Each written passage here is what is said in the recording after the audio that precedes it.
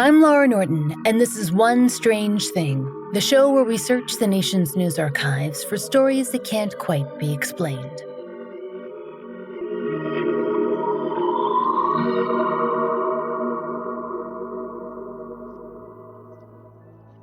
Strangers, we're taking a long hop across the pond. We're taking flight even, to bring you one of the most obscure cryptid cases that we've ever come across. A British Mothman. Well, sort of. An Owlman, actually. And it's taken us a long time to get to this story. We also approach this particular episode with a slight trepidation because, well, it's set in South Cornwall, in the United Kingdom, and figuring out pronunciations for certain places, it can be an adventure. But we have bravely soldiered on. Now, with that out of the way, we will begin. Our story is set on the outskirts of a small village called Mawnan Smith. It's nestled in the southwesternmost part of England, and it's very remote. The population now hovers around 1,000 people. And it wasn't much bigger back in the 1970s, when most of the action of our story takes place. Based on the parish's own website, it's a picturesque little place.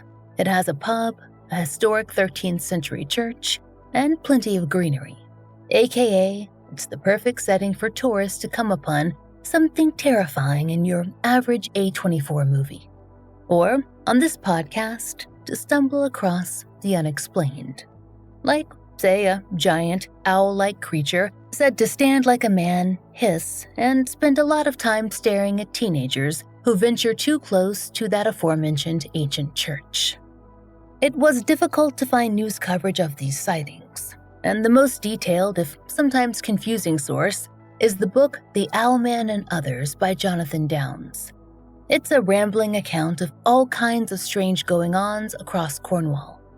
And it also includes a massive amount of biographical information regarding an infamous artist, Fortean researcher, stage magician, and self-proclaimed wizard named Tony Doc Shields.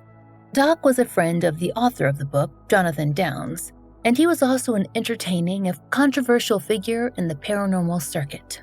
Tony, actually, let's call him Doc, that's fun. He was living in Cornwall back in the 1970s. He performed his magic show at their local fairs. So Doc was around in the Mawnan Smith area when the Owlman sightings began. The important bit for you to know now is that he was the one who first publicized the Owlman sightings in the 1970s. According to Downes' book, it was Doc who sent the stories of the event and the witness sketches in to the magazine Fortean Times. But what were those events? Well, let's get to it. Most sources state the earliest report came in around Easter of 1976, and we know the 70s were prime cryptid time. It's also not too long after tales of the Mothman swept through West Virginia. In fact, John Keel had released his famous book, The Mothman Prophecies, in 1975, so bizarre winged creatures were certainly in the zeitgeist. But there are some sources that argue the sightings might have begun a little earlier, with an event that occurred nearly 50 years before. The Cornish Bird website described it as a sighting influential enough to have inspired a number of surrealist painters. We dug up an archival article that referenced the event, which dated all the way back to 1926, and it certainly is weird, though perhaps not in line with the sightings that popped up in the 1970s. Now, according to the piece, which ran in the Cornish Echo newspaper in June of that year, 2 boys reported an attack by a, quote, strange bird that they came upon in the woods. The paper noted that the boys were attracted by, quote, something fluttering on top of a mine burrow, and there they came upon, quote, a large bird, apparently dead. They didn't offer much description of its physical appearance besides, large and not alive. But as children are wont to do, they decided to take a closer look. And then the bird proved itself to be very much not dead, because it flew up and attacked the boys. They wrestled it back down with the use of one of their coats, and, sorry to our animal lovers, they hit it with a stick several times until it was most assuredly dead. According to the Cornish Echo, quote, the creature was in very poor condition, and owing to rapid decay, it was soon buried. Many villagers saw the bird, but none were able to identify it. We, honestly aren't sure what to make of that last bit. As far as we know, no one ever found a dead owlman in the 1970s, so we can't comment on general decay rates. Was this creature from the 1920s even reminiscent of a bird man? We honestly have no clue. To be fair, nothing we ever found described the later owlman to be precisely man-like either, except that it seemed to have the ability to stand in a human-like way. Still, we have to move on to the first confirmed sighting.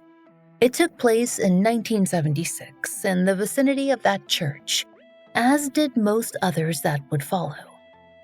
Per Jonathan Downes, the story goes that two girls, June and Vicky Melling, were on a family vacation with their parents. Their parents had parked their camper at a nearby caravan site, and that afternoon, they were in the vicinity of the church where they planned to picnic. June and Vicky had wandered off from the car and had decided, for some reason, to play in the church's graveyard. That's where they noticed something that absolutely terrified them. A huge creature they described as a, quote, feathered and nasty birdman. They said it was like a, quote, big owl with pointed ears as big as a man. The eyes were red and glowing. It had gray feathers and black claws on its feet. Apparently, the creature, it had been flying low, just over the peak of the church tower, and they ran screaming from that scene. Who wouldn't? Straight back to their father, Don. He drove them and their mother away from the scene, and when they arrived back at the caravan park, he got the story out of them in full. And according to author Jonathan Downes, Don decided to try and calm the girls down with a trip to the local fair. That's where Tony Doc Shields just happened to be performing. You all remember him, right? The magician who we mentioned earlier in the episode? This is where he enters our story, and it's a pretty important entrance.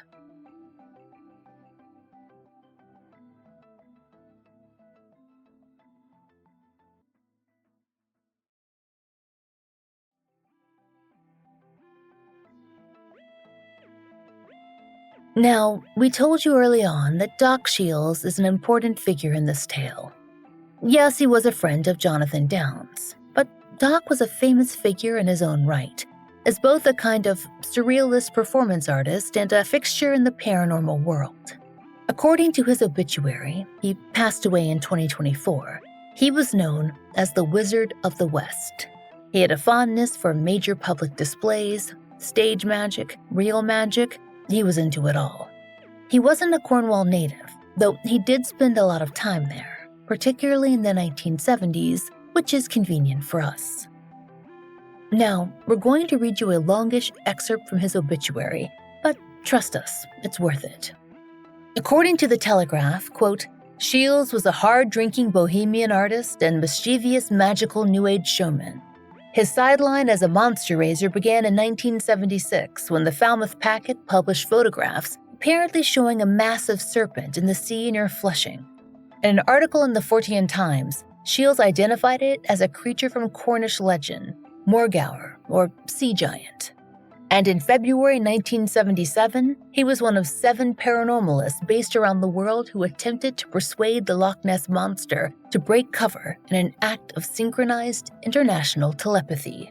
It proved to be an unsuccessful and indeed dangerous venture, as 5 of the group fell ill, or as Shields put it, succumbed to psychic backlash.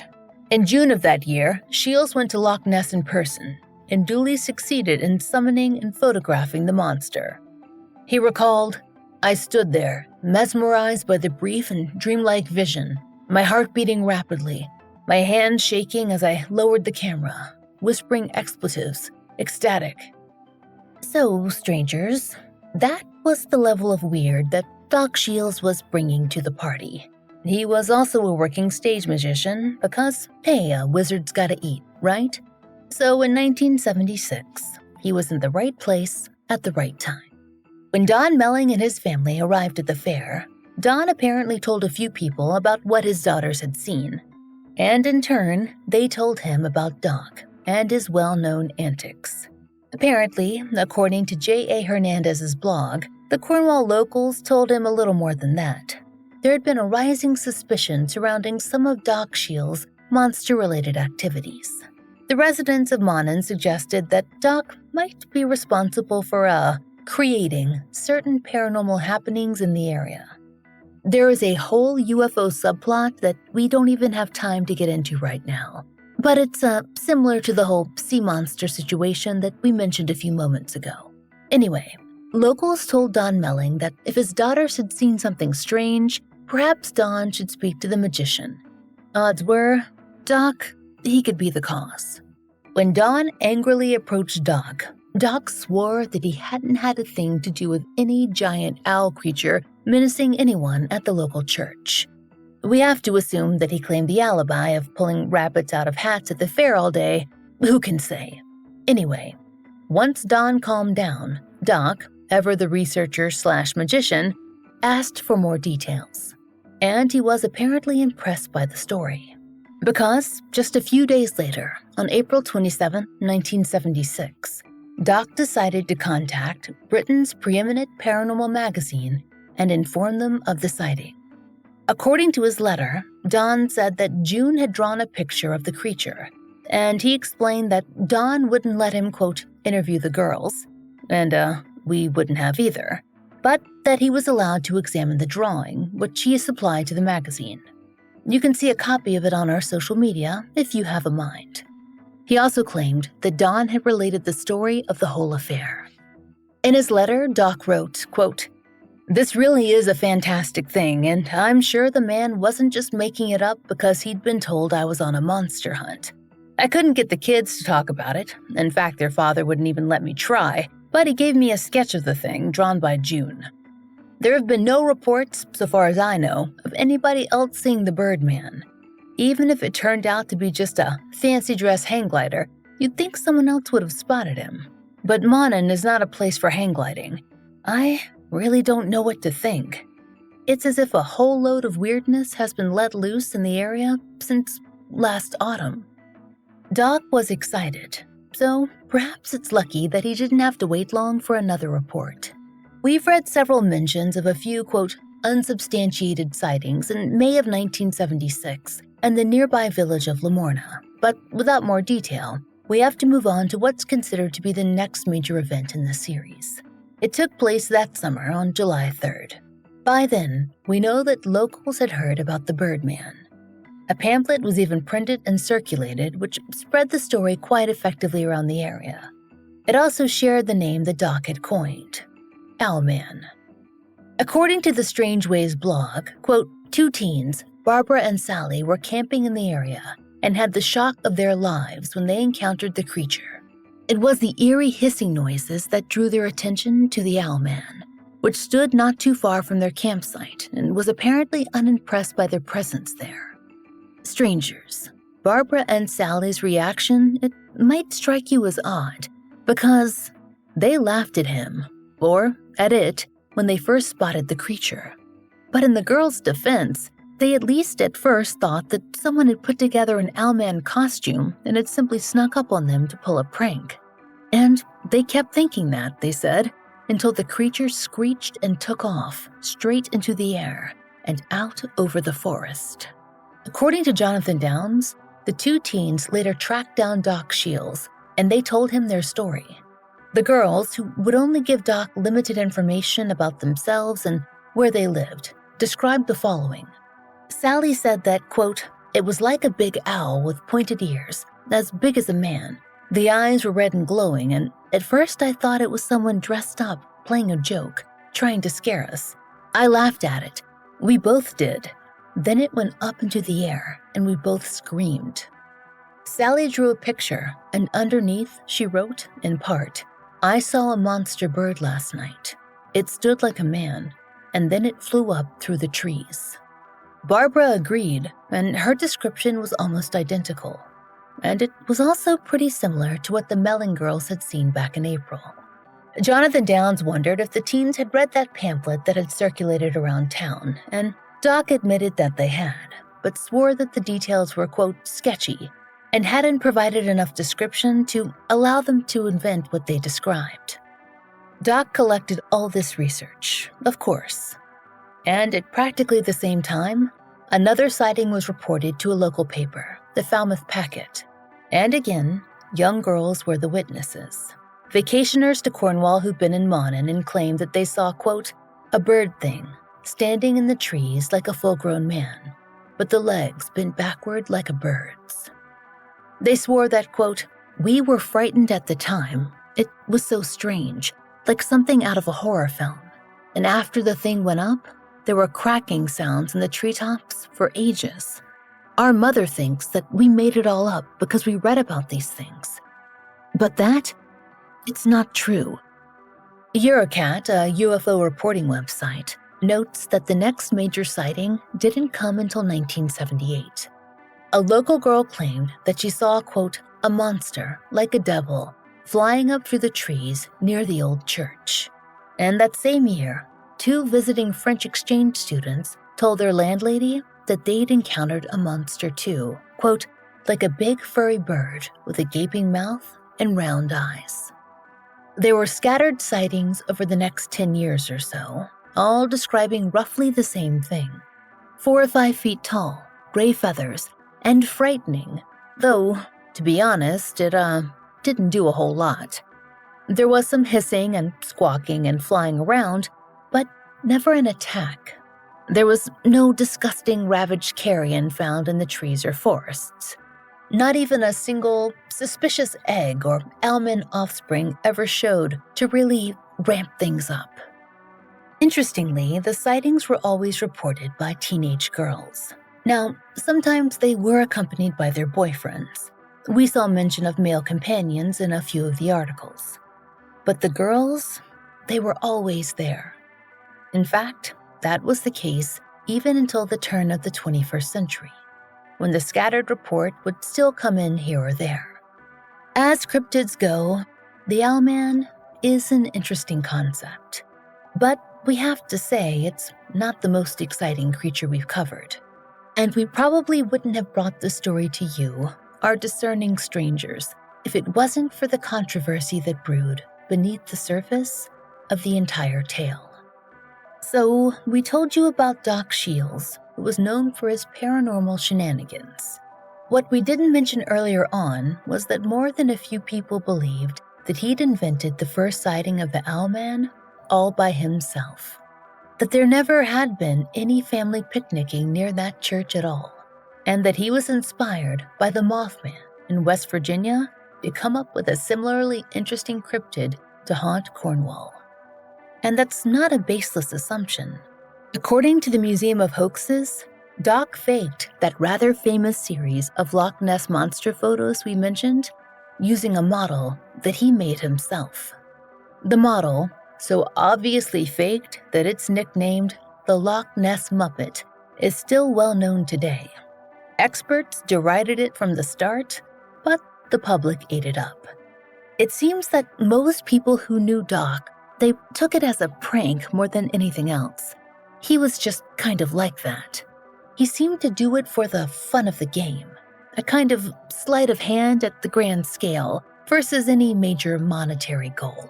He was, at heart, a kind of trickster. And as for the Owlman, though Jonathan Downes took what one critic called a middle road in his presentation of Owlman in his book The Owlman and Others, and was a friend of Doc until his death, he has offered, shall we say, some critiques in more recent years. In the 2009 short documentary, The Owlman of Mawnan, it suggested that Doc, at least initially, made up the story.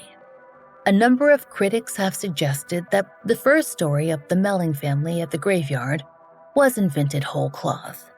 And in an interview, Jonathan Downes said that Doc hadn't quite admitted that lie to him, but had come close. Downes even went so far as to suggest that some of the sightings that had been reported to outside sources, like newspapers, had been the result of elaborate hoaxes orchestrated by locals. And who exactly had perpetrated them? People that he knew, Downes said. We got the feeling that they were people that Doc knew too, Now, he didn't get more specific, but there's a sense that he found this out after he wrote his book.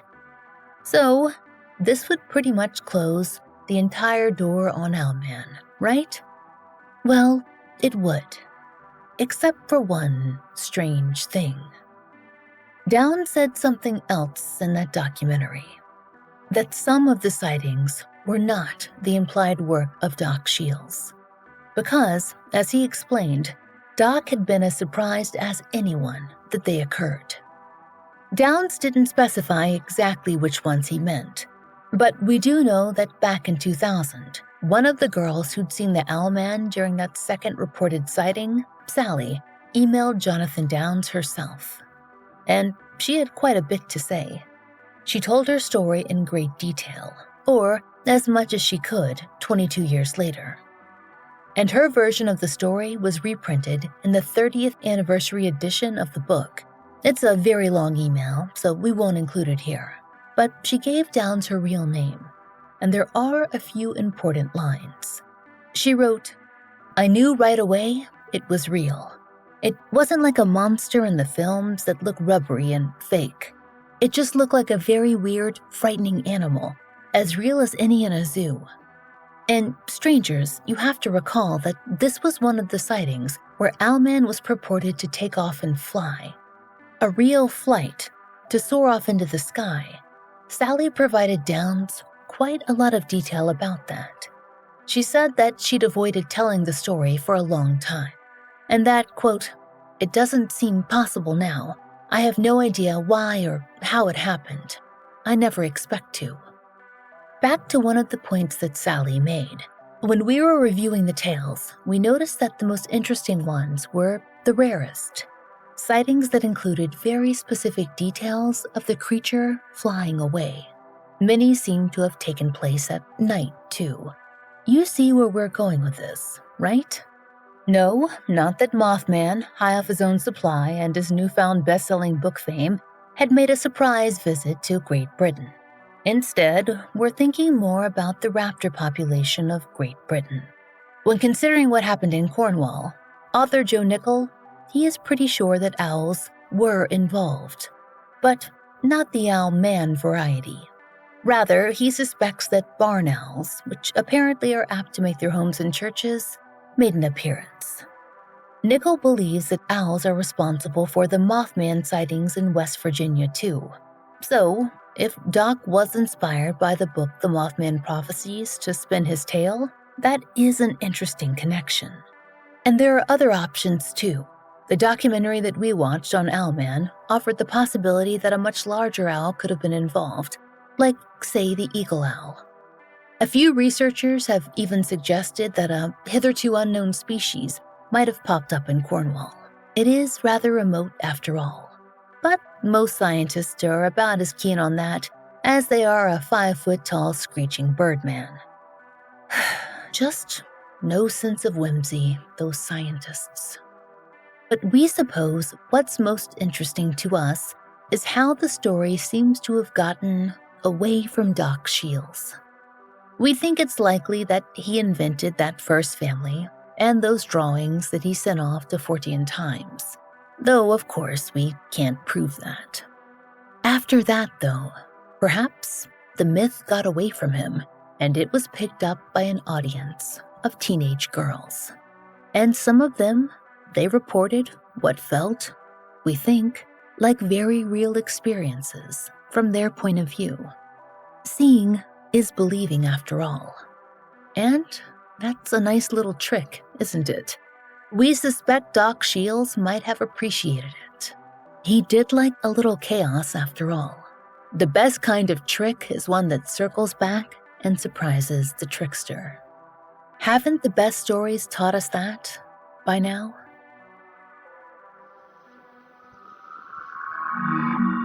We hope you'll join us next time for another real-life story from the fine print of America's local papers. From the lives of regular people just like you and me, except for one strange thing. One Strange Thing is an independent podcast. To support the show and to hear more of the entirely true and enticingly peculiar, you can check out our premium offerings. Beginning in August, we'll be dropping one premium episode a month, with our back catalog still available. If you'd like to subscribe on Apple Premium, you'll get both premium and ad-free and early releases of our main feed episodes. If you join Patreon, you'll find ad-free early releases of our regular episodes, full-length bonus episodes, monthly giveaways, and blog posts. We hope you'll check out one of these options to support the show. There's a link in the show notes. And if you enjoy One Strange Thing, please take a moment to leave us a great rating or review on your favorite podcast app. It really helps.